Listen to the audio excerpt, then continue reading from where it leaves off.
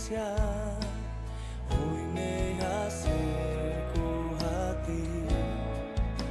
Un saludo muy especial para todos. Hoy viernes 1 de agosto y estamos iniciando un nuevo mes y continuamos con nuestra jornada de consagración que iniciamos, como todos saben, el día de ayer y que estaremos finalizando el día de mañana en nuestras reuniones familiares a las 5 de la tarde en Marabel, mañana sábado, y a las 7 de la noche en el distrito centro. Ahí les esperamos.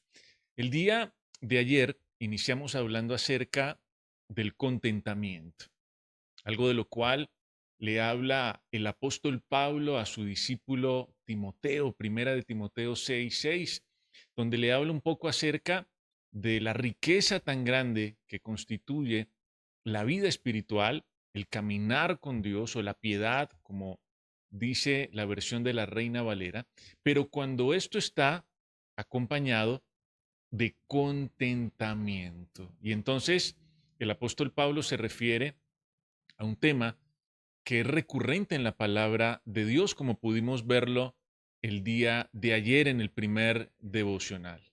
El sabio Salomón aborda este tema, el apóstol Pablo, por supuesto, también lo hace, e incluso el autor de Hebreos dándonos esa promesa extraordinaria. El Señor nunca nos va a desamparar, el Señor nunca nos va a dejar.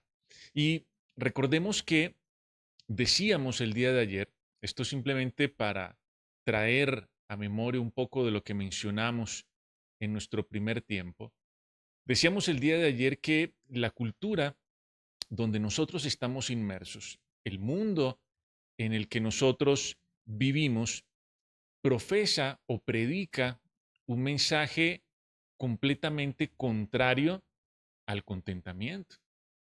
En realidad nuestro mundo nos habla de la insatisfacción, del descontento, de la frustración, y a eso nos invita permanentemente.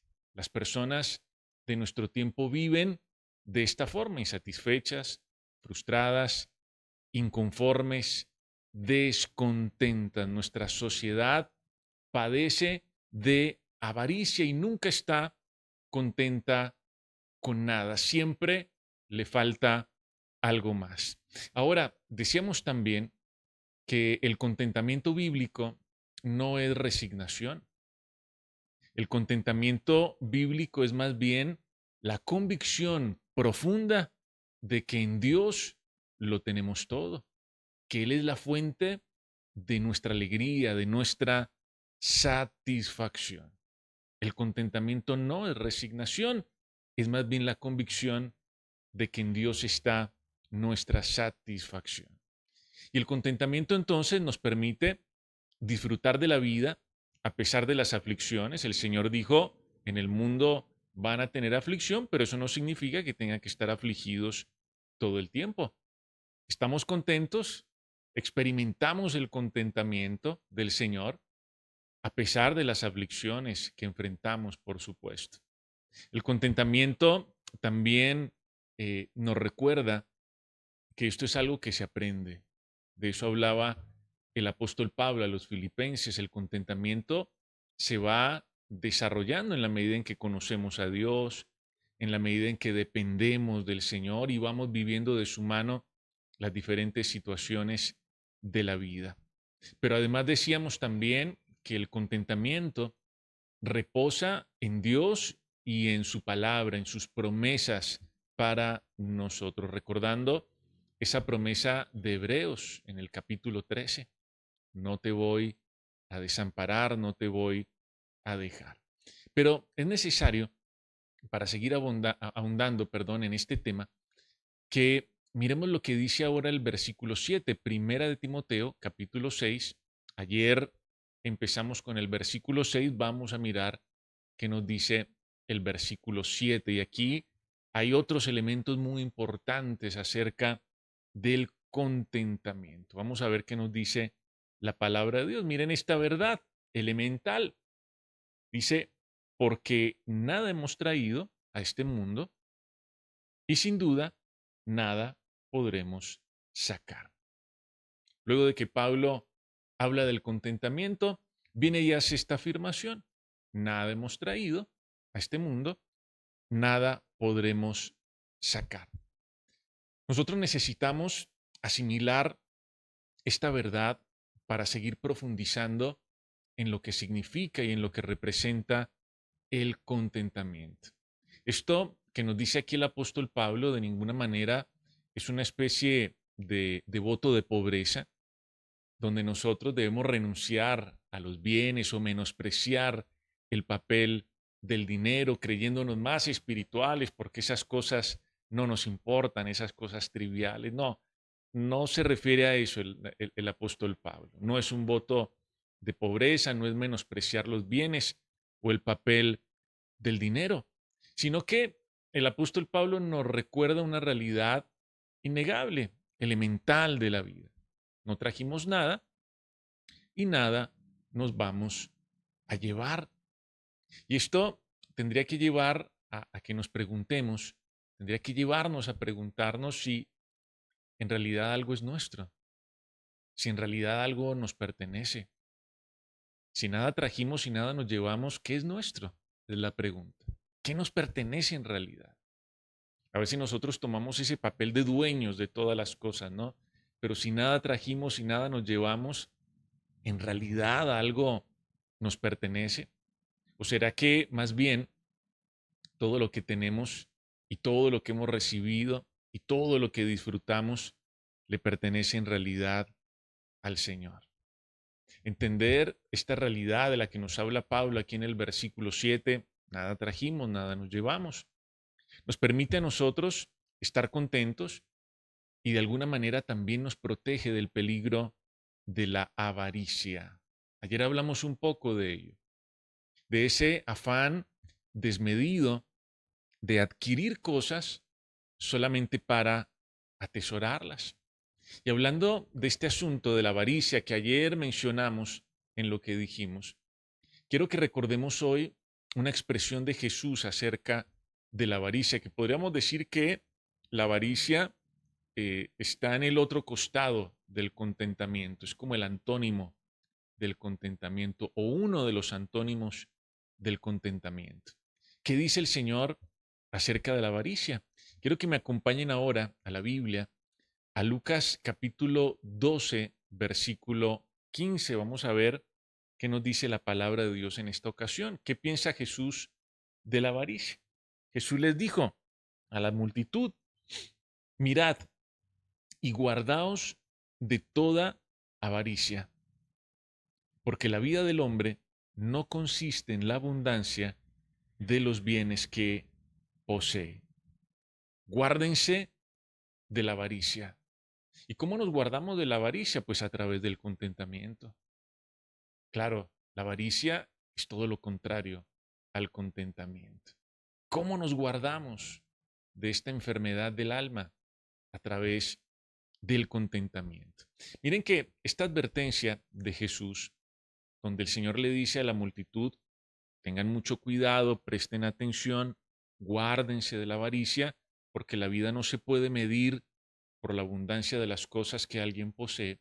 Esta advertencia del Señor nace en un contexto muy particular, porque resulta que un hombre de la multitud, el Señor estaba allí rodeado por una multitud de personas, y un hombre de la multitud se acerca a Jesús para pedirle que sirviera como mediador en una disputa que él tenía con uno de sus hermanos por una herencia. Este hombre viene y le dice: Jesús, ayúdame a mediar con mi hermano y dile, por favor, que comparta conmigo la parte de la herencia que es mía, la parte de la herencia que me pertenece. Y ahí en ese contexto nace esta expresión de Jesús, esta verdad, esta advertencia de Jesús: cuídense de la avaricia. Miren, hay muchos escenarios donde queda al descubierto la avaricia del corazón de las personas, pero uno de los más aberrantes es el momento donde los hermanos, por el deseo de quedarse con un par de centavos, se olvidan de los principios, del afecto y de la hermandad.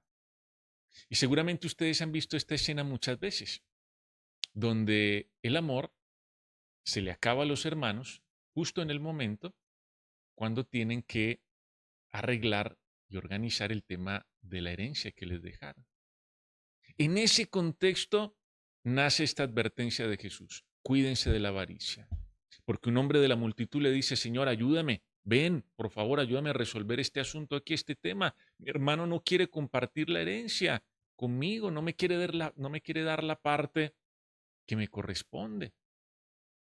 Entonces, el Señor les habla de esta advertencia y les dice algo contundente. Es que la vida no se puede medir por la abundancia de los bienes. Y no es que tener sea malo, no se refiere a eso la palabra de Dios, sino que simplemente por ese camino, por el camino de los bienes, de las cosas materiales, del dinero, no vamos a encontrar la realización, no vamos a encontrar un sentido de vida, no vamos a encontrar la plenitud del contentamiento. La avaricia es una enfermedad del alma que genera un descontento permanente, que genera un descontento permanente.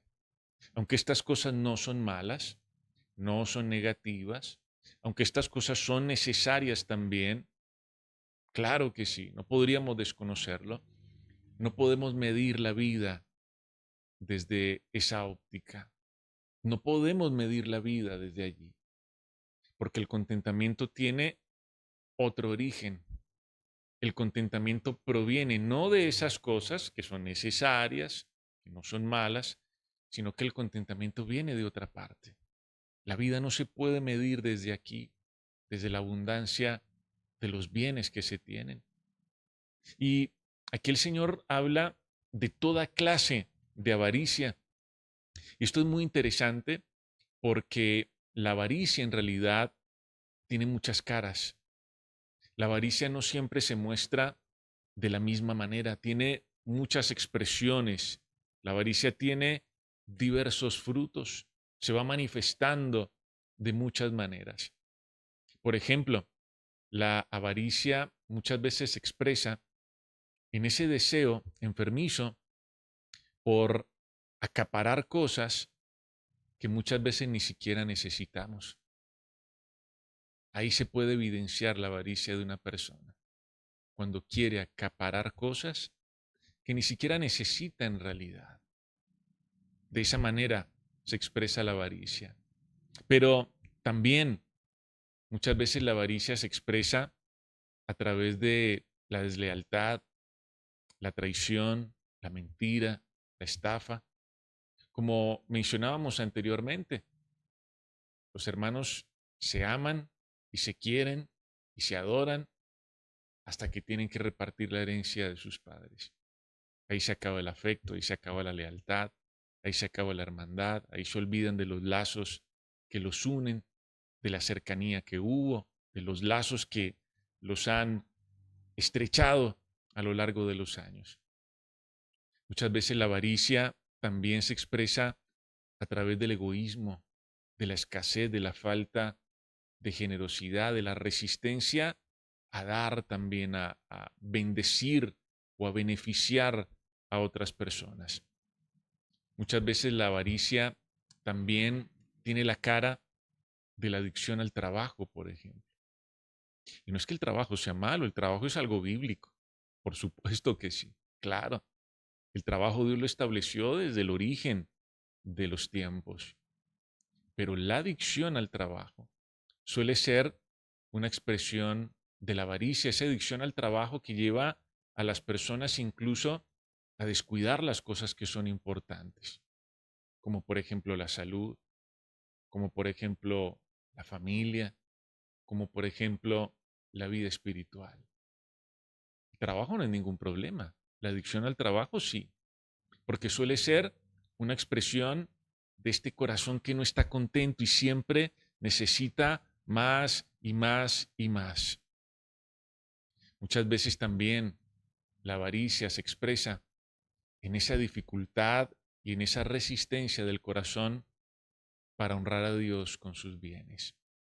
Miren ustedes que la avaricia tiene muchas caras, se puede manifestar y se puede expresar de muchas formas, pero cualquiera que sea su expresión, pues naturalmente siempre nos hará muchísimo daño. El Señor Jesús en ese contexto de este hombre que viene a pedirle que lo ayude a rescatar su herencia, le dice a la multitud, cuídense de la avaricia. La vida no se puede medir por la abundancia de los bienes. No es a través de estas cosas que viene el contentamiento al corazón. Que estas cosas son necesarias, son deseables también, sí, claro, pero no son ellas la fuente del contentamiento. Mal haríamos nosotros en caer en esa misma trampa, porque como hemos dicho hasta aquí, esa búsqueda infructuosa del ser humano de medir su vida por la cantidad de cosas que tiene, lo lleva a nunca experimentar el contentamiento, a siempre estar insatisfecho, siempre estar frustrado, descontento con lo que tiene. Y entonces, en este mismo contexto, donde el Señor toma el referente de este personaje, de este hermano que viene a pelear por su herencia, en este mismo contexto el Señor cuenta una parábola, que es la parábola del rico insensato, que también nos dice muchas cosas muy interesantes acerca de este tema que estamos abordando hoy. Y quiero que vayamos a la Biblia y la miremos ahí mismo en el capítulo 12 de Lucas. Vamos a leer los versículos del 16 al 21. Lucas 12, 16 al 21. Dice, también le refirió una parábola en todo el contexto del que estamos hablando.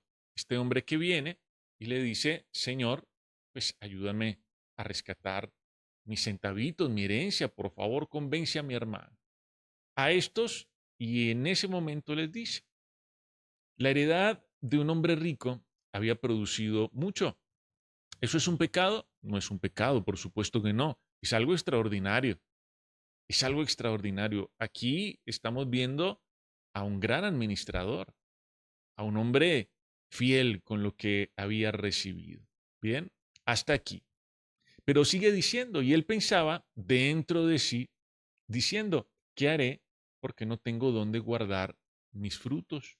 Y dijo, esto haré, derribaré mis graneros, y sigue diciendo, y los edificaré mayores, y allí guardaré todos mis frutos y mis bienes, y diré a mi alma, alma, muchos bienes tienes guardados para muchos años, repósate, come, bebe, regocíjate. Pero Dios le dijo, necio, esta noche vienen a pedirte tu alma y lo que has provisto, ¿de quién será? Esta es la parábola del rico insensato.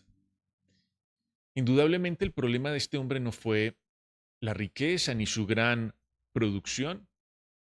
El problema de este hombre no fueron los planes que él hizo a futuro, por supuesto que no, sino más bien la idea equivocada que él tenía acerca de sus bienes.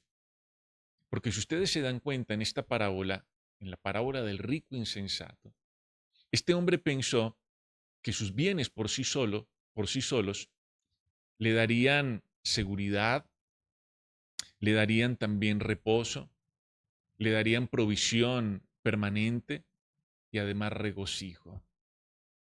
Algo que solamente Dios puede poner en el corazón. Ese fue el gran error de este hombre, atribuirle a sus bienes algo que solamente Dios podía darle. Este hombre dice, wow, ¿cuántas cosas tengo? Y todas estas cosas son mi reposo, mi descanso, mi regocijo, mi alegría y mi seguro para el resto de la vida. Grave error. Su error no fue producir mucho. Su error no fue prosperar. Eso no es ningún pecado. Es algo que se espera de un buen administrador. El error es cuando yo comienzo a creer y a pensar erróneamente, equivocadamente, que los bienes me van a proveer o me van a dar algo que solamente Dios me puede entregar. En realidad, Él es nuestro reposo, Él es nuestro descanso, Él es nuestro regocijo y Él es nuestra seguridad, no las cosas que podamos tener. Y observen ustedes que en ese monólogo de este hombre, porque este hombre estaba hablando consigo mismo, ¿no? Este hombre le dijo a su propia alma, era un monólogo, él con él. Y en ese monólogo de este hombre, Dios fue el gran ausente. Miren que este hombre habla de mis frutos, mis graneros, mis bienes, mi alma. Todo se trataba de él, pero Dios nunca encontró lugar en su discurso, en esa conversación que él tuvo consigo mismo. Todo se trataba de él. Él era el centro. Y es que este es un error muy común en los seres humanos. Los seres humanos pensamos que poniéndonos en el centro vamos a encontrar contentamiento en la vida. Es un gravísimo error. En realidad el contentamiento llega cuando Dios está en el centro, cuando Él es la fuente de todo. Este hombre perdió de vista, naturalmente, lo que Pablo le dijo a Timoteo. Nada trajimos y nada nos vamos a llevar. Mientras estemos aquí, disfrutemos de todo lo que Dios nos ha dado. Claro, por supuesto que sí. Bien, claro, a eso Dios nos llama, disfruto de lo que Dios me entrega, de lo que Dios pone en mis manos. Pero entiendo que yo no traje nada y no me llevo nada. Y que al final la fuente de mi seguridad, de mi descanso, de mi regocijo, es Él y no son las cosas que yo tengo. Este tipo de personas, como el rico insensato, hacen grandes tesoros en la tierra, pero en su corazón nunca están contentos. Son ricos en bienes, pero están en bancarrota espiritual. Y saben que a lo largo de todos los tiempos y las épocas, Dios siempre ha procurado tratar con la avaricia del corazón humano. Y así lo hizo, por ejemplo, cuando el pueblo estuvo caminando por el desierto y Él lo sustentó con el maná. Ustedes recordarán que en esa oportunidad Dios le dijo al pueblo algo muy particular que llama la atención. Dios les dijo, miren, ustedes van a recoger el maná diariamente, diariamente, no van a guardar ni para mañana, ni para la próxima semana, ni para 3 meses. Ustedes van a recoger el maná diariamente y ustedes van a salir y siempre lo van a encontrar. Solamente que no guarden para el día después. Pero sucede, la Biblia nos cuenta, que algunos de ellos, desconociendo lo que Dios les dijo, menospreciando lo que Dios les dijo, echándolo en saco roto, intentaron asegurar su porción, la porción de mañana, como el rico insensato, ¿no? Algo muy parecido. Pero dice la Biblia que lo que ellos guardaron para el siguiente día se echó a perder. Dios les dijo, recojan día tras día. Estos vivarachos guardaron, pero lo que guardaron se echó a perder. Estos hombres que hicieron esto, que obviaron lo que Dios les había dicho, no recogieron de más porque tenían hambre o porque eran precavidos. Ellos recogieron de más porque tenían miedo, porque desconfiaban de Dios y por la avaricia de sus corazones, porque nunca aprendieron a estar contentos con lo que Dios les estaba dando, con la provisión de Dios. Ellos dijeron, no, no, es que necesitamos asegurar el mañana. Estos hombres no recogieron de más porque tenían hambre, sino porque tenían miedo, porque desconfiaban de Dios, porque sus corazones no estaban contentos. La avaricia nace cuando el corazón se desconecta de su verdadera fuente de seguridad y de gozo. No se trata entonces de cuánto tenemos, sino de a quién tenemos. Lo que define verdaderamente si estamos satisfechos y contentos o no, no son las cosas que tenemos, es a quién tenemos con nosotros.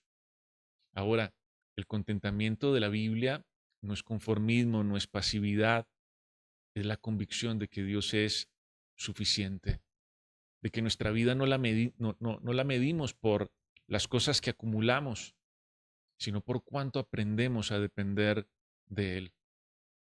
El contentamiento no es un voto de pobreza, no es el menosprecio por las cosas o por el dinero, sino que es el reconocimiento de una realidad innegable. Nada nos pertenece en realidad, nada trajimos, nada nos vamos a llevar. El contentamiento no es falta de planeación, sino más bien el reconocimiento de Dios en todo lo que vamos alcanzando. El contentamiento es poder disfrutar de las cosas, pero sin perder de vista que estamos de paso por este mundo y que nada es nuestro, que nuestro destino es eterno. Y quiero que, pensando en esto, nos acerquemos al Señor en oración en esta mañana. Padre Dios, hoy estamos agradecidos contigo y hoy nos presentamos delante de ti.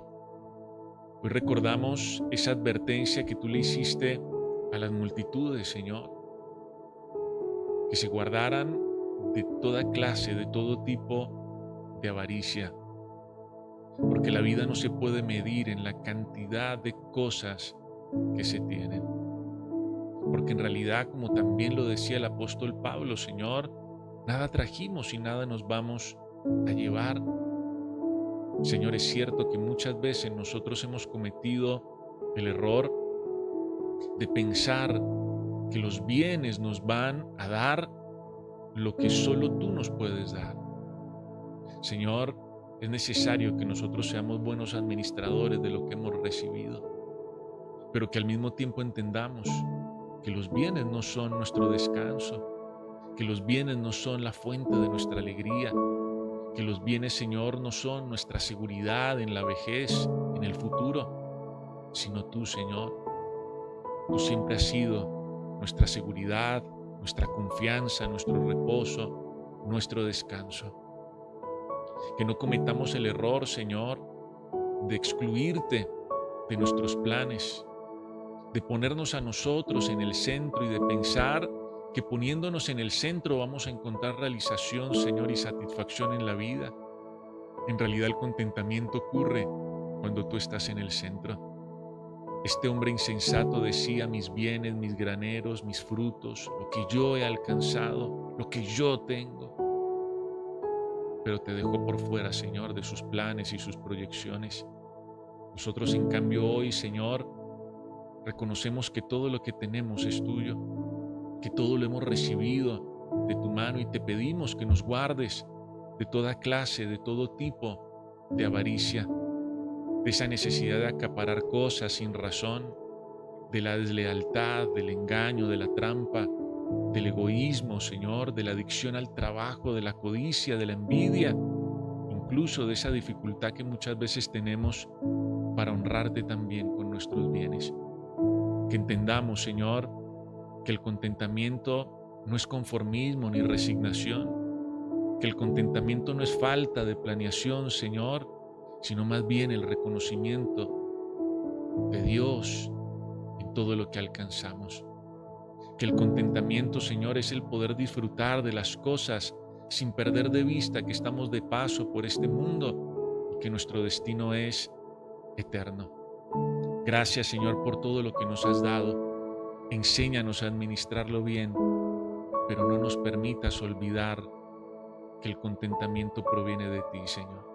Te alabamos y te agradecemos y colocamos nuestras vidas en tus manos en este segundo día de consagración. En el nombre de Jesús. Amén.